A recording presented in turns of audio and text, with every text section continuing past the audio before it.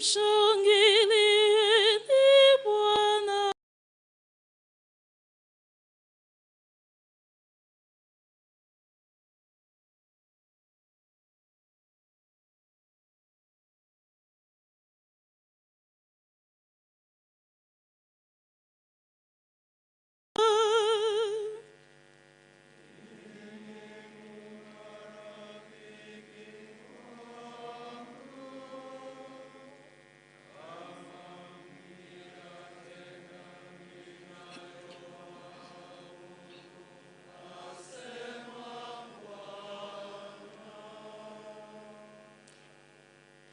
Jueni kwamba Bwana ndiye Mungu,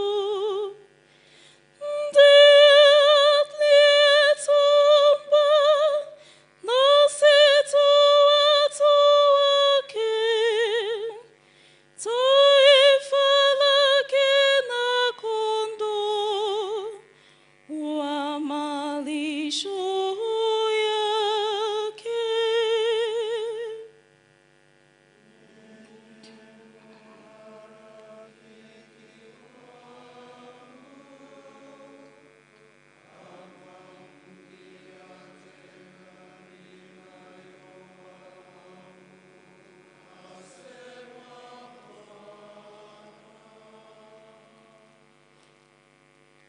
Ingieni malangoni mwake kwa shukrani, nywani mwake kwa masifu. Mshukuruni, lisifuni jina lake.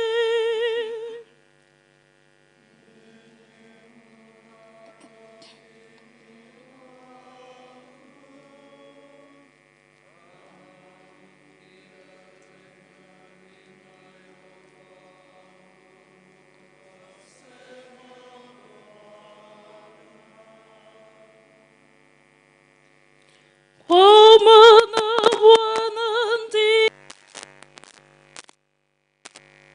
wema wake wadumu milele,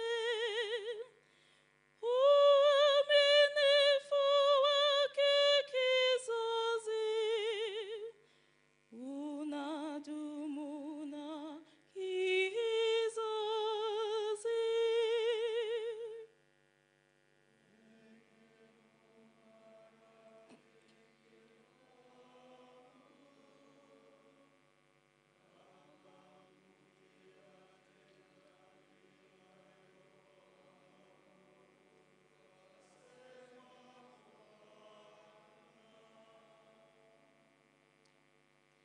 Ninyi mu marafiki wangu, kama mkiyatenda ninayowaamuru, asema Bwana.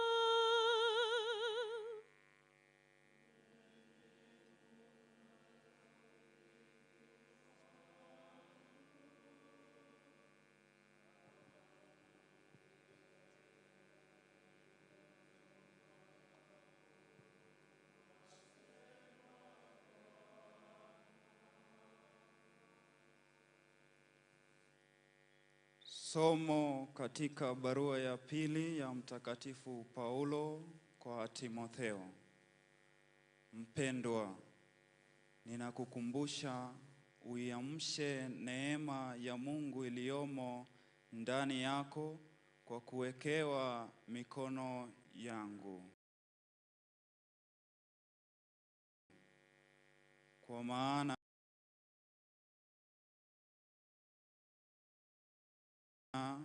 Mungu hakutupelekea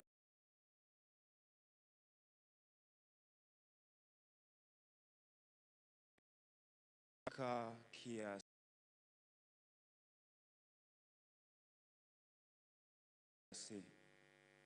basi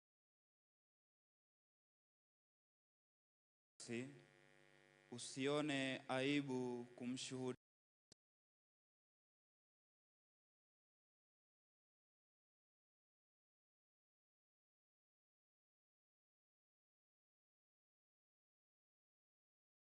nami kwa ajili ya Injili, ukitegemea nguvu ya Mungu. Yeye ametuokoa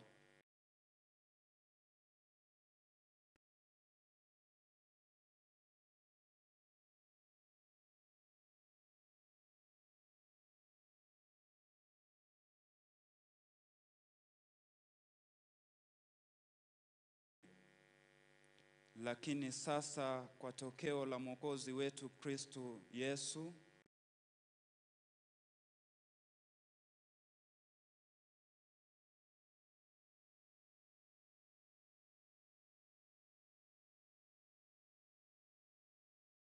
nimewekwa kuwa mtangazaji, mtume na mwalimu wake.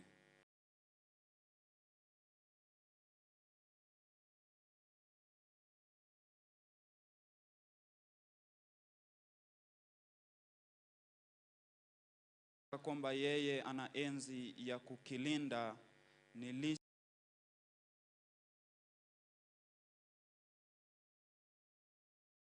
uliyoyasikia kwangu yawe mfano wako katika imani na upendo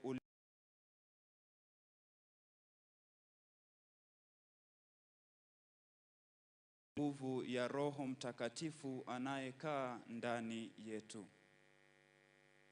Neno la Bwana.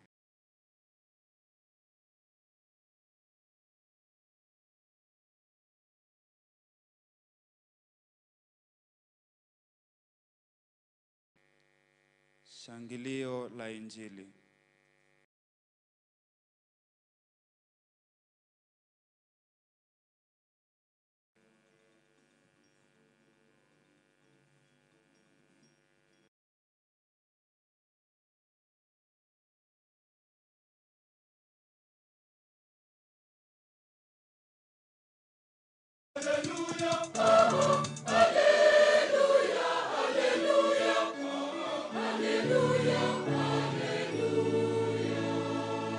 Wasi asema Bwana.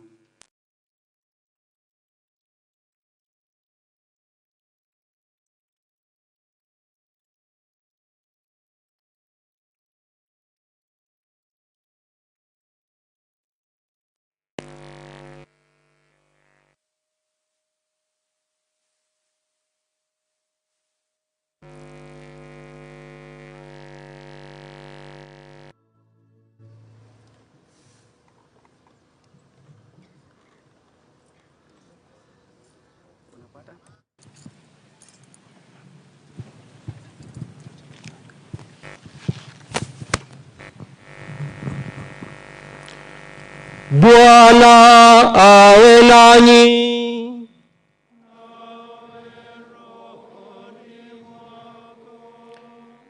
Somo katika Injili takatifu ilivyoandikwa na Yohane.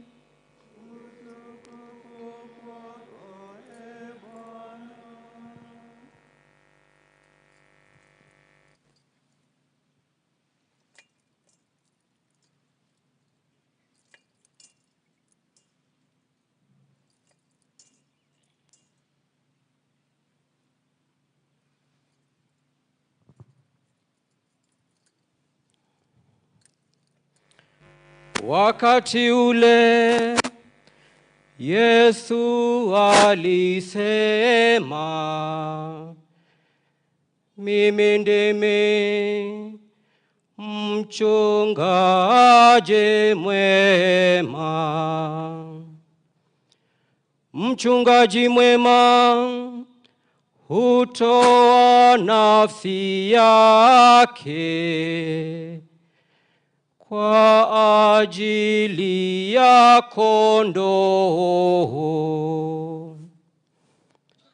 Mtu wa mshahara siye mchungaji, wala si mwenye kondoo.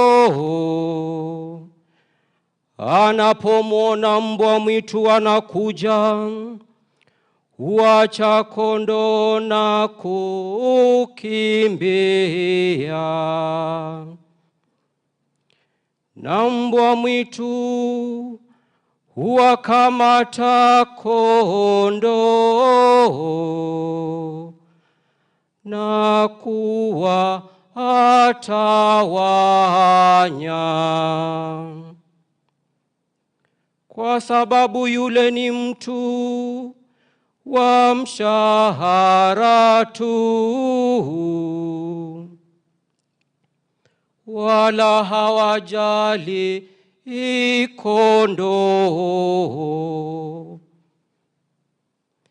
Mimi ndimi mchungaji mwema, na wajua walio wangu, na walio wangu wanijua mimi. Kama vile Baba anijuavyo mimi, nami nimjuavyo Baba. Natoa nafsi yangu kwa ajili ya kondoo. Nina kondoo wengine wasio wa zizi hili, nao imenipasa kuwachunga.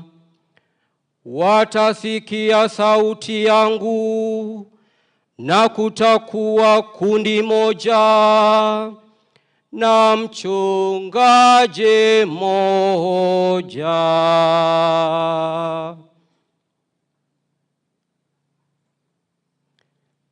Injili ya Bwana. Sifa kwako, Ee Kristo.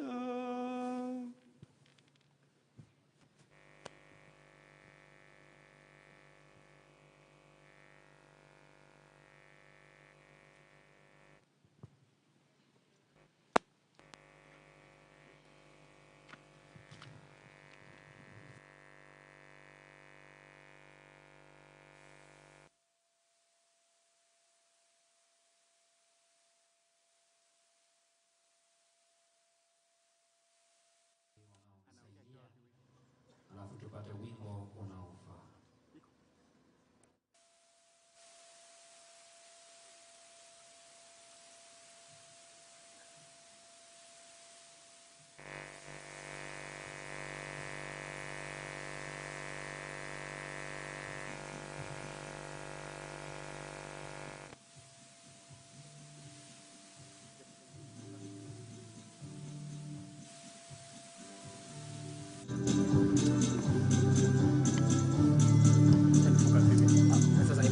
Anafaa kwenda lakini aniangalie.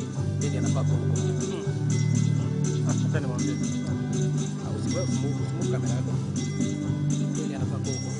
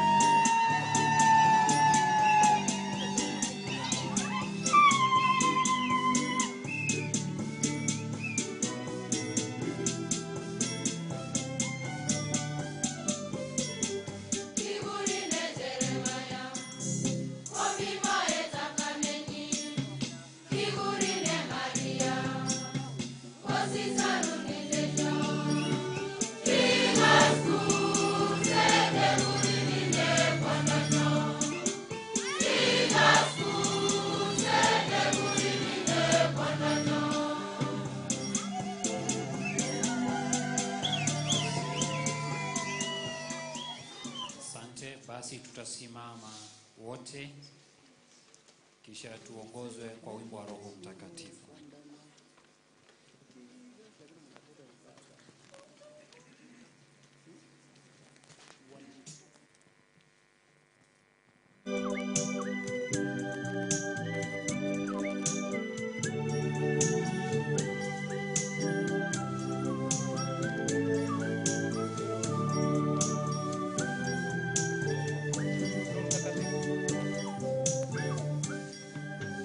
Uje Roho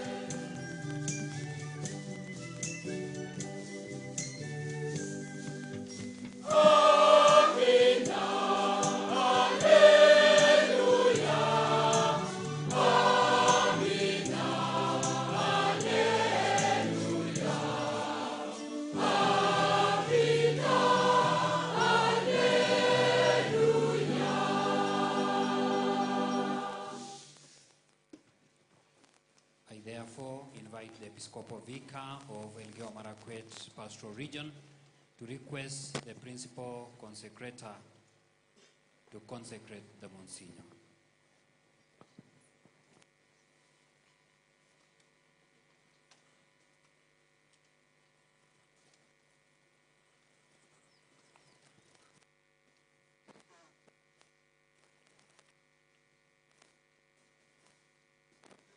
Most Reverend Father, the Church of Diocese of Eldoret asks you to ordain this priest, Father John Kiplimo Arablelei, for service as bishop.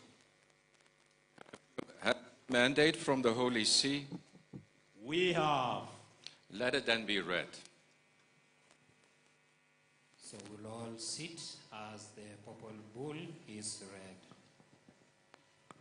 First, it has to be shown to all of us as evidence that there is permission for this consecration from the Holy See.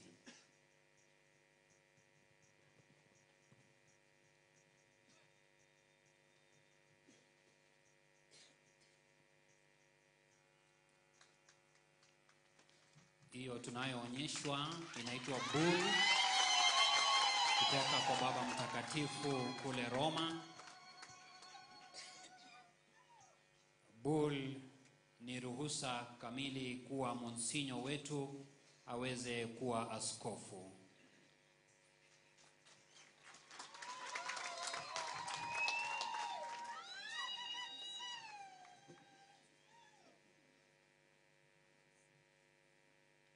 Basi tutatulia inaposomwa. Kwanza itasomwa kwa lugha ya Latini, lugha iliyoandikwa, na itasomwa na Padri Frederick Njoroge.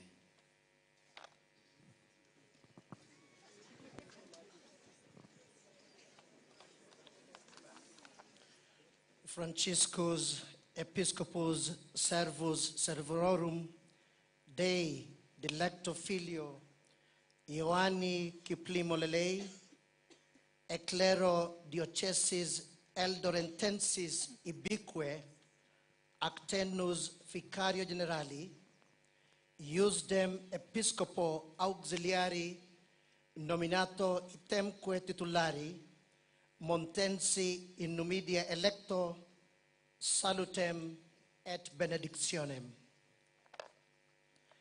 Gratias propter fidem in Christo Iesu agentes et dilectionem, quam ostendimus in omnes, et propter spem, quam in verbo veritatis evangelii accipimus, eandem quoque frutificantem et crescentem ubique in communitate ecclesiali Eldorentensi speramus, ad cuius utilitatem procurandum mentem nostram paterne convertimus, cuius episcopus venerabilis frater Dominicus Kimengic subsidiarum diocesis gerende operis significavit iuvamen, quo sanctus Dei populus evangelico verbo et exemplo uberius allatur.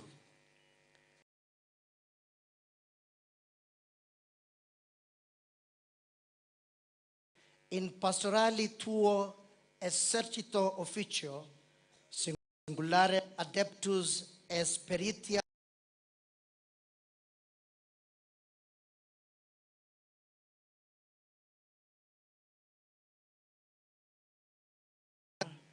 et humanorum dotum ornamentum, que aptum te efficium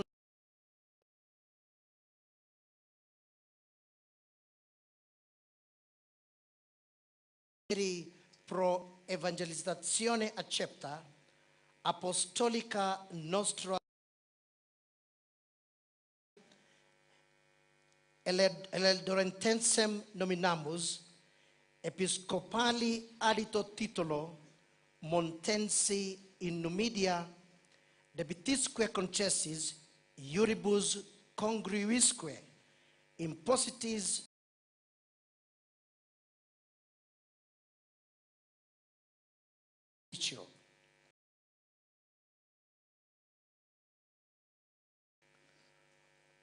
ordinationem episcopalem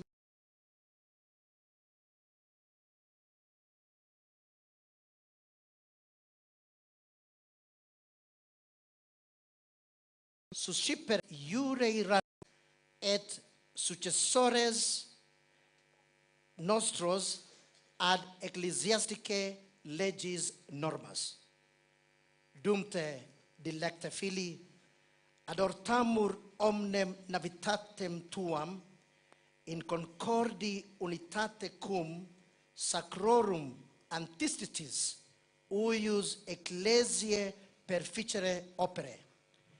Deum deprecamur qui concedat, Beata Maria Virgine et Sancti Iosef, iusdem sponsor, intercedentibus Christi fidelis illius communitatis misericordia, et eruditione ita proficere, ut tuo instruicti adiumento vestigia Christi fideliter seguantur.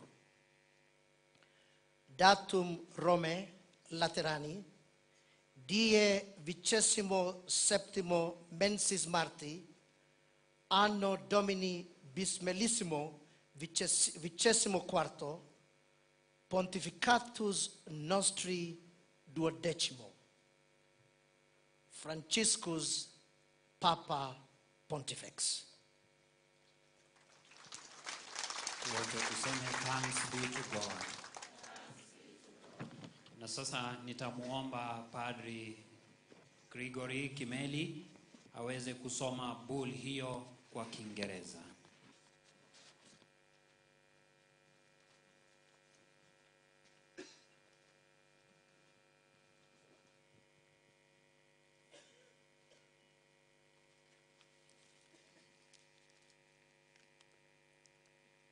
From Francis, Bishop and servant of the servants of God, to my beloved son, John Kiplimo Lelei, of the clergy of the Diocese of Eldoret, and up to now, the Vicar General, now appointed the Auxiliary Bishop of the same diocese, and also chosen as titular Bishop of Montensi in Numidia. Greetings and blessings. We give thanks because of the faith in Christ and the love which we show to everyone, and because of the hope we receive in the word of truth of the gospel. We also hope that the faith is bearing fruit and increasing everywhere in the ecclesial community of Eldoret. With paternal concern, we turn our mind to the welfare of this community, whose bishop, our venerable brother, Dominic Kimengich, expressed the need for additional help in the running of the diocese, in order that the holy people of God may be nourished more abundantly by word of the gospel and by good example. Consequently, we thought of you, dear son, from the way you have exercised your pastoral office. You have acquired a rich experience and are endowed with both spiritual and human qualities, which make you fit to perform these duties. Therefore, having accepted the advice of the dicastery for evangelization, and by our own apostolic authority, we appoint you as the auxiliary bishop of Eldoret, adding the episcopal title of Montensi in Numidia, and granting you all due rights and obligations pertaining to this office.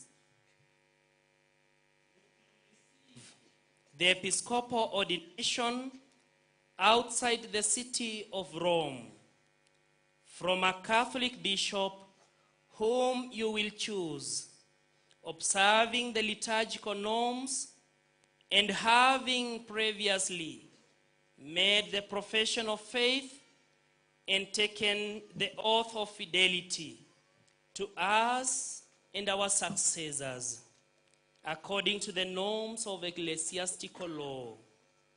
Meanwhile, we encourage you, beloved son, to use all your energy to carry out your work in harmony and unity with the bishop of this church. We beseech God, through the intercession of the Blessed Virgin Mary and Saint Joseph our spouse, to grant that the Christian faithful of this community may make progress through divine mercy and teaching, so that guided by your help, they may faithfully follow in the footsteps given in Rome at the Lateran on the 27th day of the month of March in the year of our Lord 2024, and the 12th year of our pontificate. Francis Pope. Zote tuseme thanks be to God. Na mwisho kabisa ninamuomba Padri Ambrose Bet aweze kusoma bull hiyo kwa Kiswahili.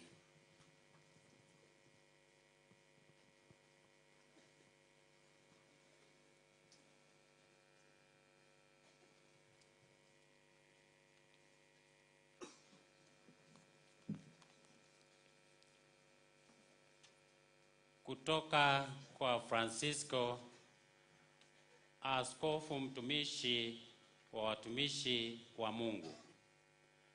Kwako mwanangu John Kiblimo Lelei, mklero wa jimbo la Eldoreti na mpaka sasa makamu wa askofu, sasa umeteuliwa askofu msaidizi wa jimbo hili na pia umechaguliwa kuwa askofu usiye na mamlaka wa Montesi iliyoko Numidia. Salamu na baraka nyingi. Tunatoa shukrani kwa sababu ya imani katika Kristo na upendo ambao tunaonyesha kwa kila mmoja, na kwa sababu ya matumaini ya neno la kweli la Injili tunalolipokea. Pia tunatumaini kwamba imani inaendelea kuzaa matunda na kuongezeka katika mahali katika jumuiya ya kanisa la Eldoreti.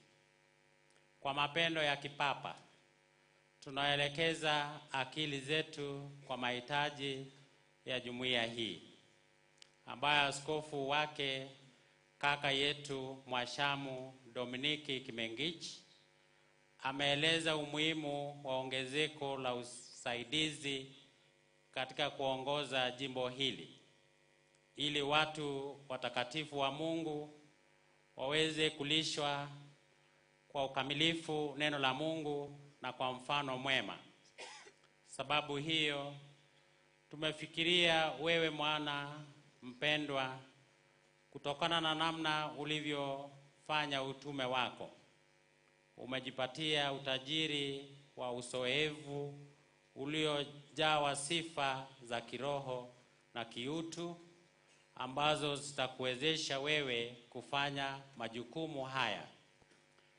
Kwa hiyo, baada ya kupokea maamuzi ya idara ya uinjilishaji kwa sababu ya mamlaka yetu ya kitume, tumekutaua wewe kuwa askofu msaidizi wa jimbo la Eldoreti, nyongeza ya cheo cha uaskofu wa Mondesi huko Nimudia, na kukupa wewe haki zote na mamlaka yote kuhusu nafasi hiyo. Unaweza kupokea daraja ya uaskofu nje ya mji wa Roma kutoka kwa maaskofu Kikatoliki utakao wachagua, lakini uzingatie taratibu kiliturujia ukisha kwanza kukiri imani na kupokea kiapo cha uaminifu kwetu na kwa maandamizi wetu kulingana na taratibu na sheria za kanisa. Kwa sasa tunakutia moyo, mwana mpendwa, utumie nguvu yako yote kufanya kazi kwa muungano na umoja wa askofu wa kanisa hili. Tunamuomba Mungu kwa maombezi ya Bikira Maria mtakatifu na Mtakatifu Yusufu mchumba wake, awajalie waamini wa Kikristo na jumuiya hii waweze kupiga hatua kwa huruma ya Mungu na fundisho, wakiongozwa kwa msaada wako. Waweze kwa uaminifu kufuata nyayo za Kristo. Imetolewa Roma katika Laterano siku ya 27 ya mwezi wa 3 ya mwaka wa Bwana 2024, mwaka wa 12 ya upapa wetu Francisco Papa. Wote tuseme tumshukuru Mungu. Hivyo basi, hiyo ni ruhusa kamili kutoka kwa Roma kwamba tuweze kuwa na sherehe hizi. What follows now is the homily from the principal consecrator.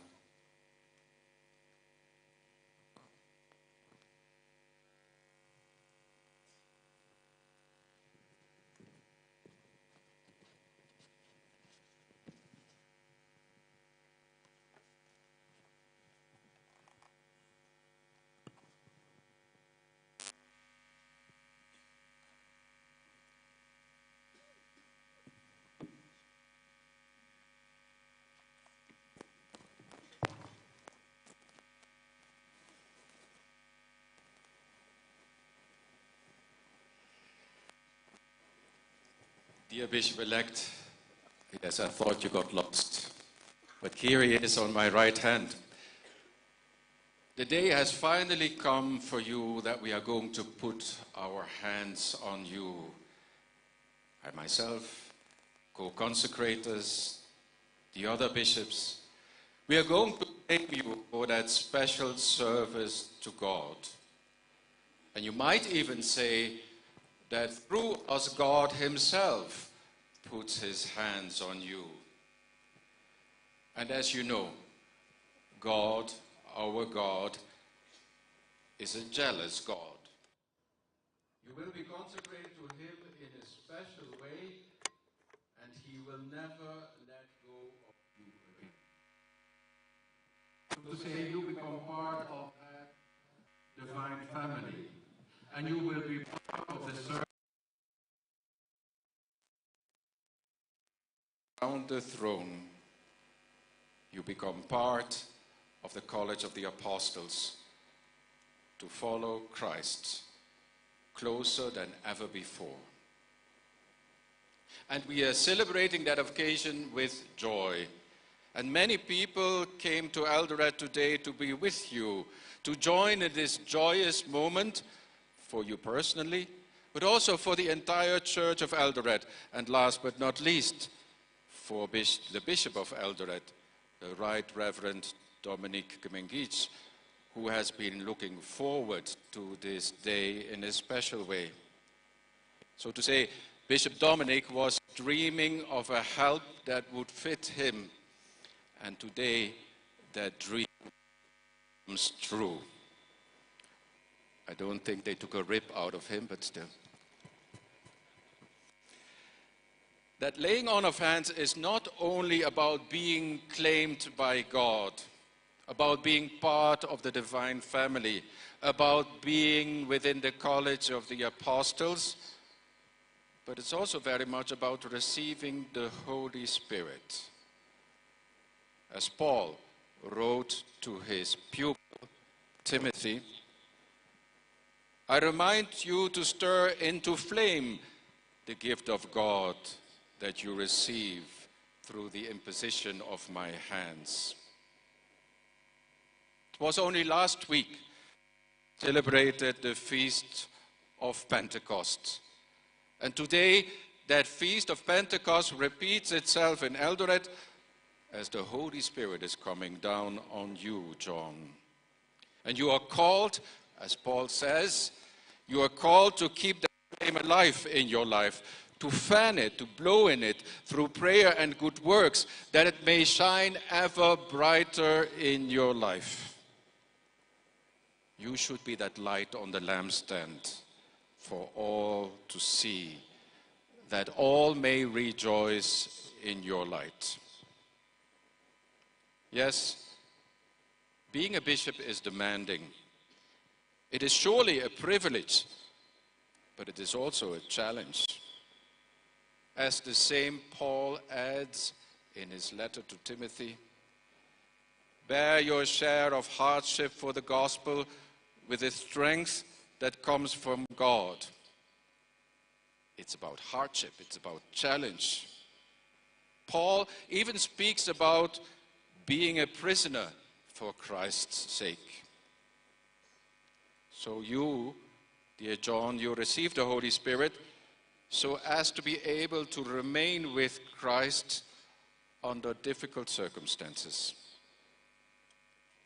Many times, people say that the Holy Spirit is moving us from place to place, from here to there. But in many ways, the contrary is the case. The Holy Spirit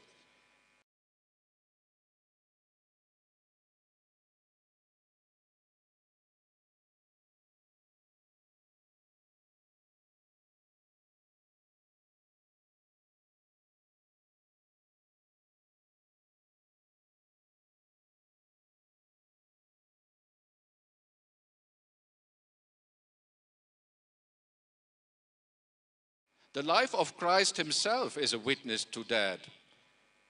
He didn't change his plan or move away when things were getting difficult. He maintained his position and he was crucified for it. Any bishop, any Christian for that matter, will sooner or later have to face the same choices in his life. Do you want to remain in your comfort zone, egoistically looking for what suits you best? Or are you ready to take up the cross of Christ and follow him, following him in his words as he said, if anyone would come after me, let him deny himself and take up his cross and follow me. For whoever will save his life will lose it, but whoever loses his life for my sake will find it. Paul, in his letter to Timothy, also speaks about guarding the rich trust, that is, the rich teachings of our faith. And to guard it, he says, with patience, with faith, and with love.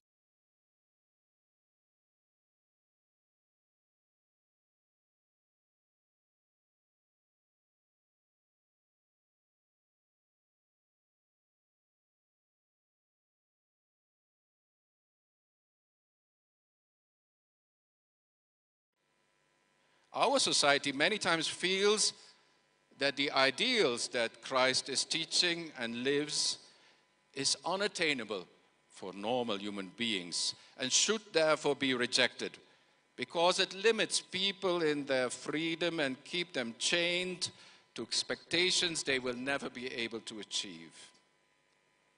The teachings of the church, so goes the thinking, limit the freedom of the human person and should therefore be refused, or worse, even be prohibited. In the Western society, we clearly see to what kind of aberration that kind of thinking can lead. If you try to adapt the teachings of Christ to the weakness of the human being, we inevitably slide ever deeper into this. The teachings of the Western society on abortion, euthanasia, gender theory are clear symptoms of a society that has lost its inner compass and is helplessly floating on the tempestuous sea of human desires, shaken and weakened in every respect. It is evident for everybody to see how the West, a proclaimed and confessed secular society by now, has lost its vigor and is becoming ever more self-absorbed. From being a light for the nations, it has now put its lamp under the bushel, its light ever dimmer. Or, as the Archbishop of Kinshasa, Cardinal Ambongo, said some months ago here in Nairobi, the Church in Africa has always been considered a daughter of the Church in Europe. However, now, with good reason, one can call those African churches sisterly churches on the same level. The Church in Europe is weakened. The Church in Africa grows ever stronger.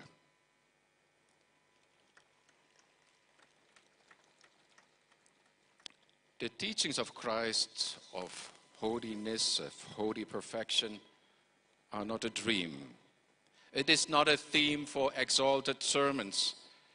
No, the demanding teachings of Christ are indispensable, the only acceptable measure for all human beings, as the compass is the only reliable and indispensable instrument for a captain finding his ways through the dark and tumultuous seas of this world.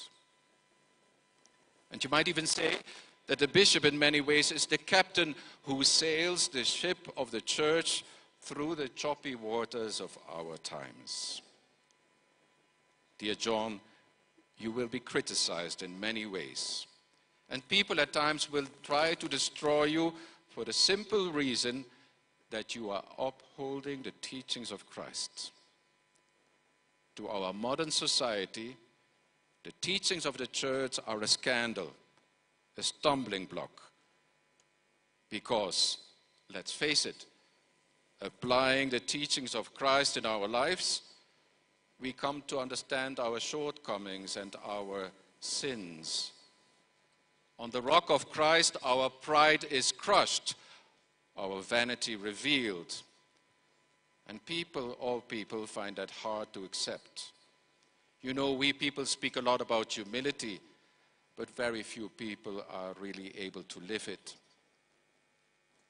The teachings of Christ are for many a stumbling block instead of a light for the nations. And he should therefore be rejected. Christ should be expelled. Christ will be crucified again. Dear John, as St. Paul wrote, you are called to fan that flame, the gift of God you are going to receive. And Paul adds, for God did not give us a spirit of cowardice, but rather of power and of love and of self-control. John, being a bishop, is not about lording it over them, but it is about acting in a spirit of power and love and self-control. Or, as we heard in the first reading of the book of Isaiah, it is about caring for the afflicted, for the brokenhearted, for the captives,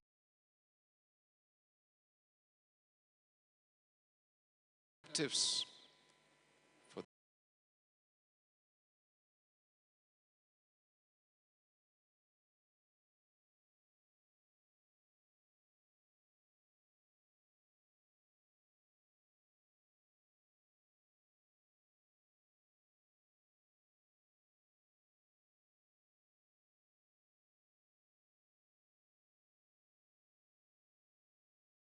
our Holy Father, Pope Francis,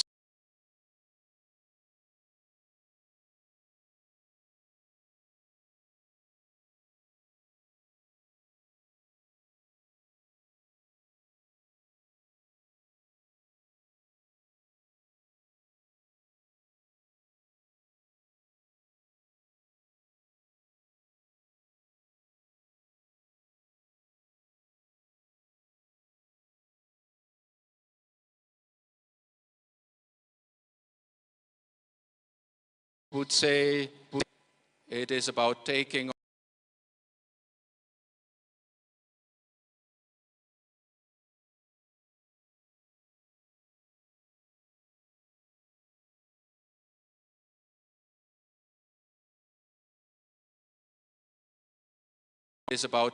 on the smell of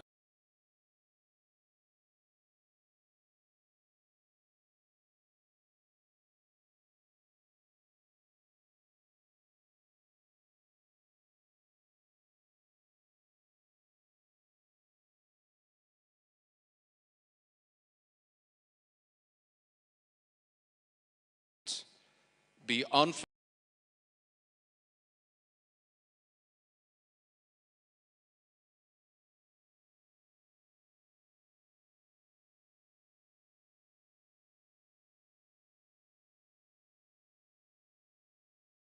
with those who trample the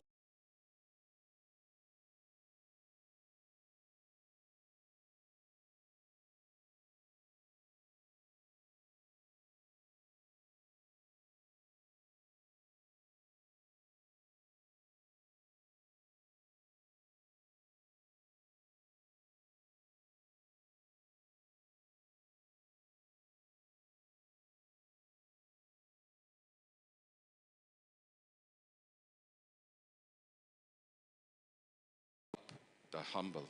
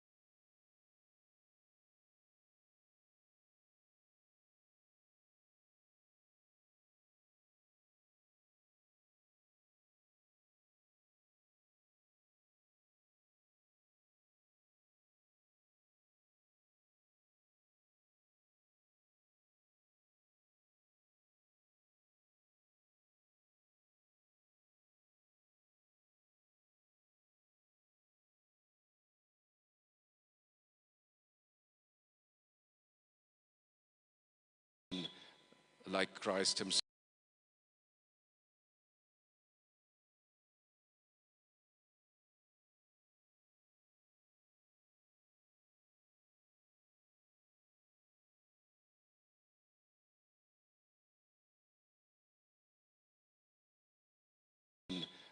Like Christ himself. May you then be pleasing to God by your gentleness, by your purity of heart, presenting a fragrant offer to the Father through Jesus Christ our Lord.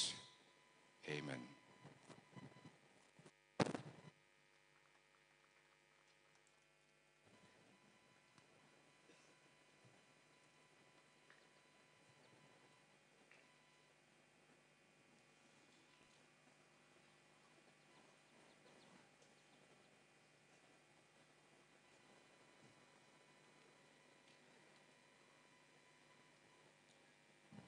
Itakayofuata sasa ni kwamba askofu mtarajiwa atahojiwa hapa mbele.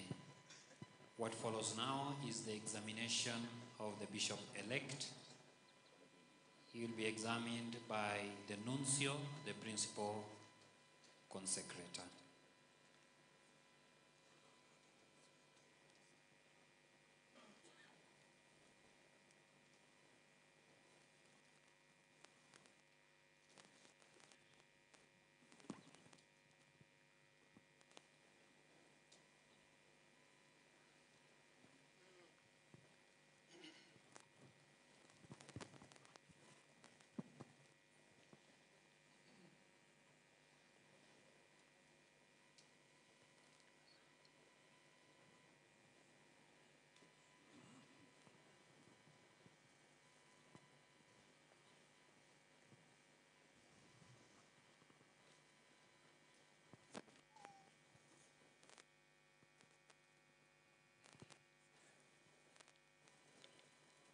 An age-old custom of the past decrees that a bishop-elect is to be questioned before the people on his resolve to uphold the faith and to discharge his duties faithfully. My resolved by the grace of the Holy Spirit to discharge to the end of your life the office the apostles entrusted to us, which now we pass on to you by the laying on of hands. I am. Are you resolved to be faithful and constant in proclaiming the gospel of Christ? I am. Are you resolved to be faithful and constant to maintain the deposit of faith, entire and incorrupt, as handed down by the apostles and professed by the church everywhere and all times? I am. Are you resolved to build up the church as the body of Christ and to remain united to it within the order of bishops under the authority of the successor of the Apostle Peter? I am. Are you resolved to be faithful in your obedience to the successor of the Apostle Peter? I am. Are you resolved as a devoted father to sustain the people of God and to guide them in the way of salvation in cooperation with the priests and deacons who share in your ministry? I am. Are you resolved to show kindness and compassion in the name of the Lord to the poor, to strangers, and to all who are in need? I am. Are you resolved as a good shepherd to seek out the sheep who stray and gather them into the fold of the Lord? I am. Are you resolved to pray for the people of God without ceasing and to carry out the duties of one who has the fullness of the priesthood so as to afford no grounds for reproach? I am, with the help of God. May God, who has begun this good work in you, bring it to fulfillment.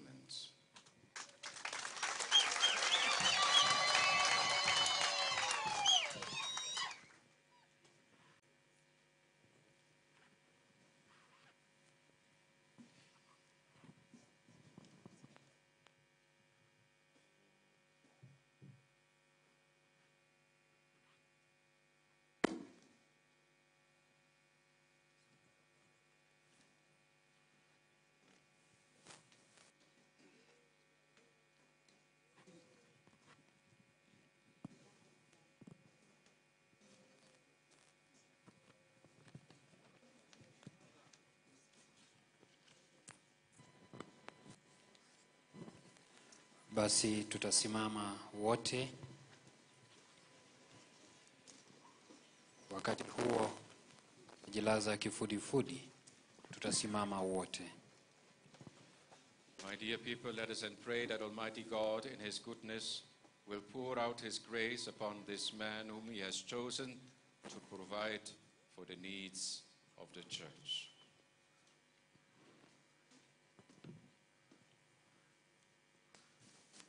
Walio na nafasi tutapiga magoti litania inapoimbwa.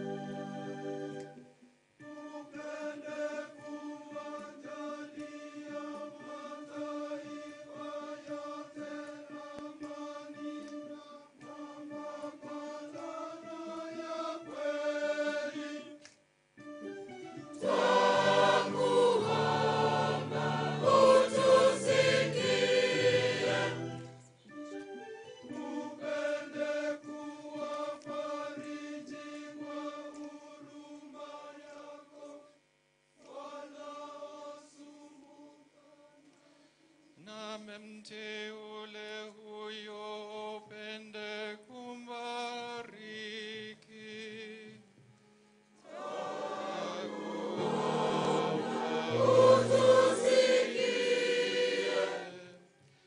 Na umteule huyo upende kumbariki na kumtakasa.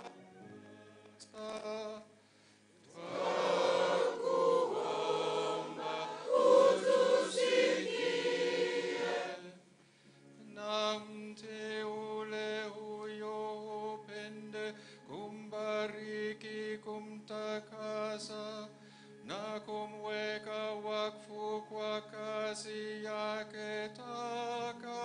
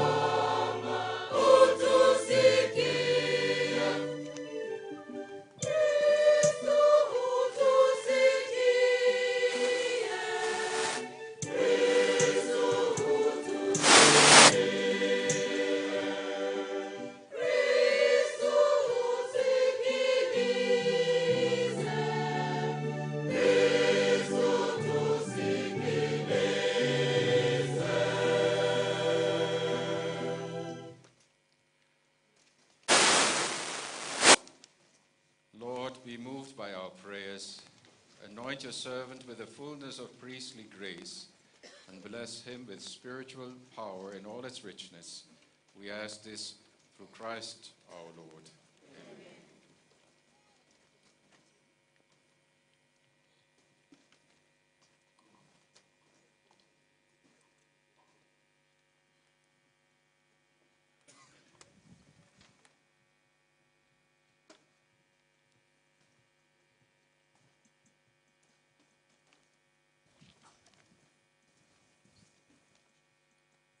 Askofu mteule sasa atawekelewa mikono na maaskofu.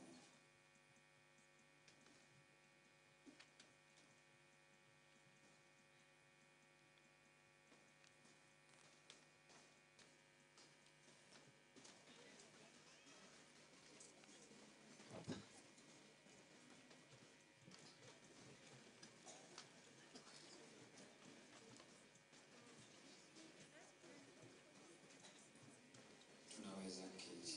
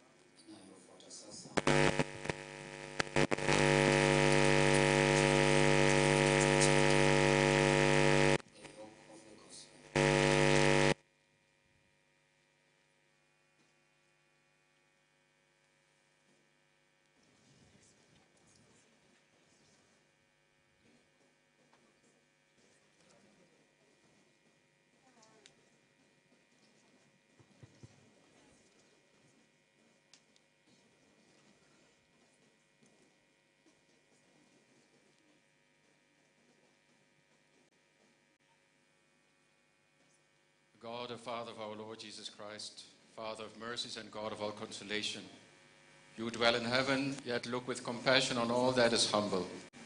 You know all things before they come to be. By your gracious word, you have established the plan of your church. From the beginning, you chose the descendants of Abraham to be your holy nation. You established rulers and priests, and did not leave your sanctuary without ministers to serve you. From the creation of the world, you have been pleased to be glorified by those you have chosen. So now pour out upon this chosen one the power which is from you, the governing Spirit, whom you gave to your beloved Son, Jesus Christ, the Spirit given by him to the holy apostles, who founded the church in every place to be your temple, for the unceasing glory and praise of your name. Father, you know all hearts. You have chosen your servant for the office of bishop. May he be a shepherd to your holy flock, and a high priest, blameless in your sight, ministering to you night and day. May he always gain the blessing of your favor and offer the gifts of your Holy Spirit. Through the Spirit, who gives the grace of high priesthood, grant him the power to forgive sins as you have commanded, to sign ministries as you have decreed, and to loose every bond by the authority which you gave to your apostles. May he be pleasing to you by his gentleness and purity of heart, presenting a fragrant offering to you, through Jesus Christ your Son, through whom glory and power and honor are yours with the Holy Spirit, in your holy church, now and forever. Amen.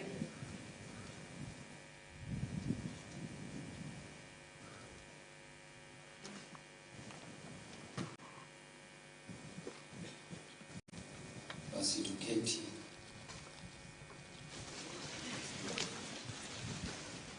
Inayofuata sasa ni kwamba askofu mteule atapakwa mafuta kichwani pake.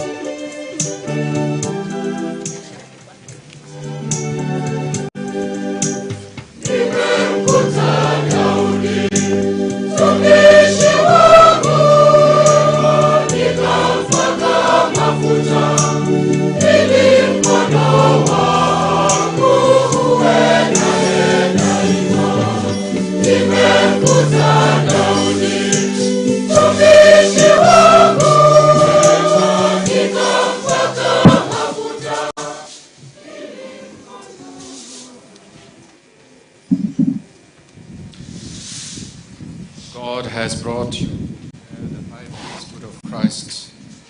May he pour on you the oil of mystical anointing and enrich you with spiritual blessings.